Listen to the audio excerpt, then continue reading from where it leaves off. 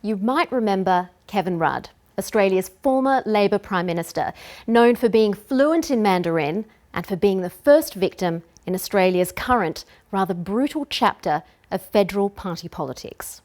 He was deposed as party leader and forced to resign as Prime Minister in 2010, then took the leadership back in 2013, only to lose a subsequent election.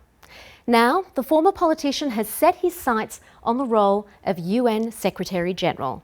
He was never going to be one of the top contenders, but a bureaucrat to his core, it's said to be his dream job. It wasn't to be.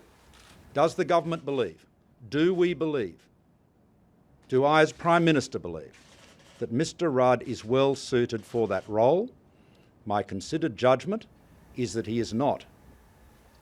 Malcolm Turnbull said he didn't think Kevin Rudd was qualified for the job, although with no explanation why. But it doesn't end there.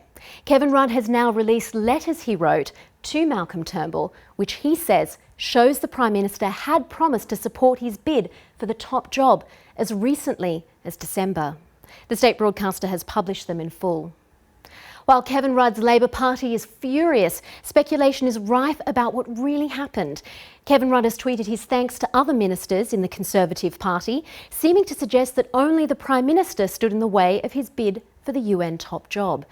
Others say that Turnbull's very narrow victory in this most recent election meant he couldn't risk upsetting those in the party that despised Mr Rudd.